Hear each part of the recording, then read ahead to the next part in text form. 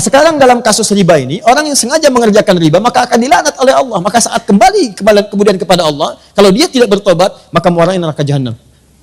Saya mau terangkan hukum dosa dulu. Nah setelah itu, baru kita masuk kemudian kepada pertanyaan. Ada bank konvensional, tadi disebutkan. Di antara kemudian tautannya dengan jasa yang digunakan oleh notaris, boleh jadi ada kemitraan yang tersangkut paut dengan bank konvensional. Apakah setiap turunan dari transaksi bank konvensional menghasilkan riba? Itu pertanyaan yang pertamanya. Satu, apakah kemudian kalau ini menggunakan jasa bank konvensional, termasuk dalam kategori riba pula? Itu kemudian yang mesti kita jawab. Nah, teman-teman sekalian, sekarang saya terangkan sedikit saja tentang hukum. Nanti saya masuk ke Fatwa MUI nomor 1 tahun 2004, ditandatangan tanggal 5 Dzulhijjah tahun 1424, ya bersamaan dengan tanggal 24 Januari tahun kemudian 2004, ya. Jadi setahun sebelum didirikannya INI. Nah, sini. Tahan, fokus ini. Pertama, lihat sini. Riba sama dengan haram. Haram itu hukum, ada 5 hukum dalam Islam di usul fikih. 1 haram, kedua kemudian ada halal, ketiga ada mubah, keempat ada sunnah, kelima ada makruh. Baik, hukum ini akan selalu terkait berkelindan dengan perbuatan, bukan barang. Ingat, perbuatan. Setiap ada perbuatan, maka melekat hukum di dalamnya. Hukum sama dengan perbuatan. Ingat ya, bukan barang ya, bukan barang. Jadi semacam istilah uang haram, sebetulnya bukan uang yang haram. Tapi perbuatan yang menjadikan uang itu sulit untuk digunakan pada aspek-aspek yang baik. Nah sekarang, kaidah selanjutnya, fokus.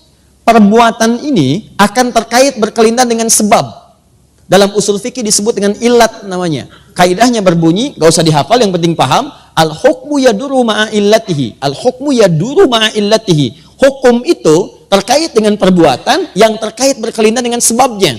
Apa sebab perbuatan itu yang menyebabkan dia dihukumi dengan 5 hukum tadi? Tahan. Ya, sampai sini nggak apa-apa, masih remang-remang, nggak ada masalah. Hukum terkait dengan perbuatan. Perbuatan terkait dengan sebab. Yang menyebabkan hukum turun, ini sebabnya. Apa sebab motivasi perbuatannya? Nah, sebab ini cukup menarik dalam tinjauan hukum Islam. Bahkan, yang pasti halalnya pun, itu bisa berubah jadi haram karena sebabnya. Seperti yang haram pasti pun, itu bisa berubah menjadi halal karena sebabnya. Contoh, Sholat itu halal atau haram? Sholat, bahkan wajib. Hukumnya wajib, halal, bahkan wajib. Wajib dikerjakan. Tapi ternyata yang wajib ini bisa menjadi haram dikerjakan saat ada sebab tertentu yang mengiringi penunaiannya. Contoh, sholat dengan ria. Ria itu pengen dilihat orang. Orang sholat harusnya dilihat Allah. Dia sholat motivasinya pengen dilihat orang. Sebab dia sholat ke masjid itu karena pengen dilihat orang, bukan pengen sholatnya. Maka turun ayat fawailul lil musallin. Celaka orang sholat, disebut celaka. Jadi Anda bayangkan, yang sholat aja ada peluang celaka, apalagi yang nggak sholat. Nah siapa yang sholat ini? Bukan semua orang sholat. Alladzina hum an sholatihim sahun. Yang lalai dalam sholatnya. Siapa orang lalai ini? Alladzina hum yura'un, yang ria. Sholat yang hukumnya wajib, itu bisa berubah haram ketika dikerjakan dalam konteks ria dalam mengerjakannya. Paham? Nah, saya tanya lagi, ada hewan yang hukumnya haram, apa diantaranya? Baik, babi, hewan itu haram, diharamkan misalnya. Babi, hukumnya haram, jelas haramnya. Tapi ada sebab tertentu yang menjadikan babi itu bisa berubah kemudian menjadi halal dalam sementara waktu. Bukan selamanya. Contoh, Anda misalnya ada tugas, kemudian penelitian, sampai studi banding ke Cina, daratan yang paling jauh, masuk ke wilayah yang terpencil, tiba-tiba nggak ketemu hewan yang halal. Ayam nggak ada yang mukillah, kambing nggak ada, sapi nggak ada, yang ada cuma babi. Sehari tahan, 2 hari, 3 hari sudah mulai lapar dan kelaparan. Dalam posisi demikian, apakah boleh makan babi, Bu? Tidak, besar begitu babi. Tidak bisa. Yang boleh makan daging babi, setelah itu dipotong dulu, dimasak dulu. Babi kan besar, bagaimana bisa dimakan? Ya? Nah, lihat sini. Tahan. Fokus ini. Jadi, ambil sebagian dagingnya, kemudian dia mulai dibersihkan, dia dimasak dengan baik dan sebagainya. Dari saat itu dia menjadi halal. Lihat, halal untuk dimakan untuk menutupi rasa lapar saja, bukan untuk dinikmati. Bukan untuk dinikmati. Ya, jadi sifatnya sementara. Perhatikan baik-baik ya. Semua yang berhukum tetap ketika ada sebab tertentu pasti sementara sifatnya. Ya, ini siap, lihat baik-baik. Ini hukumnya haram karena ada sebab tertentu, maka dia sementara menjadi halal sampai hilang sebabnya itu. Begitu Anda kemudian menemukan ayam, maka babi sudah tidak halal lagi. Tinggalkan babi. Sekarang yang dimakan apa? Bukan ayam besar begitu, daging ayam yang dimakan. Ya, Anda sembelih dulu, kemudian potong itu, masak dengan baik, baru dimakan. Babi tinggalkan, maka hukum halal bagi babi pada satu yang sementara sudah tidak berlaku lagi. Sekarang, maaf, sampai sini paham nggak? Kalau sudah paham, pemahaman ini secara simpel saja, mari kita terapkan dalam pertanyaan tadi. Lihat baik-baik, riba jelas haramnya. Bank konvensional memuati suatu hukum yang di dalamnya mengandung unsur riba. Bunga yang telah ditetapkan sebelumnya. Kemudian dia bisa bertambah. Bahkan lebih fatal daripada jahiliyah. Saat jahiliyah, itu jatuh tempo, baru kemudian kalau tidak bisa bayar, bunga berlaku.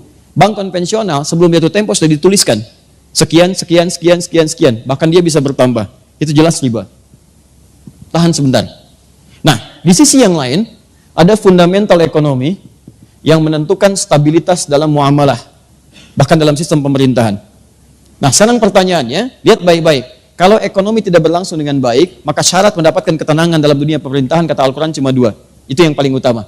Dalam surat Al-Quraish, li'ila fi Quraishin, ila fi imrihata syita, iwassai, faliya'budu rabba hadhan, bait, alladhi at'amahum minju. Satu, wa amanahum min khauf. At'amahum minju itu stabilitas ekonomi. Yang kedua, wa amanahum min khauf, stabilitas politik. Kalau dua terganggu, maka akan menjadikan goncangan dalam pemerintahan. Ekonomi kuat tapi politik gak bagus, goncang. Maaf, politik kuat tapi ekonomi gak bagus, goncang. Yang jadi persoalan, transaksi-transaksi dalam kehidupan itu bagian dari putaran roda untuk menguatkan nilai perekonomian. Sekarang persoalannya, dalam dunia perekonomian kita ini, taruh ada terkait dengan jasa-jasa notaris. Maka digunakanlah kemudian kemitraan dengan bank. Pertanyaannya, bagaimana ketika saya menggunakan hukum ini sementara di dalamnya ada riba? Maka semua ulama sepakat, termasuk dalam fatwa ulama nomor 1 tahun 2004 dari Majelis Ulama Indonesia, kalau dalam lingkar pekerjaan itu ada bank yang masih menggunakan nilai-nilai syariat, bank syariah dengan konsep syariah yang benar, ya dengan turunan-turunan yang benar, maka jelas solusinya. Ini yang digunakan sebagai fasilitator dan haram menggunakan yang ini.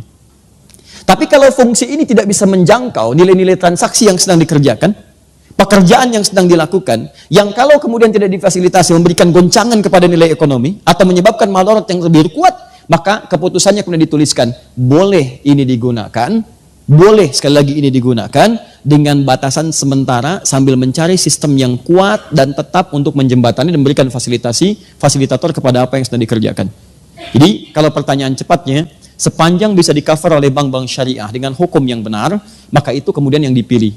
Tapi kalau itu tidak bisa di-cover, bahkan memberikan madarat yang lebih besar, maka Anda boleh menggunakan bank konvensional dengan tujuan menggunakan sementara sebagai jembatan untuk menyelesaikan persoalan dan untuk mencari yang lebih baik lagi ke depan.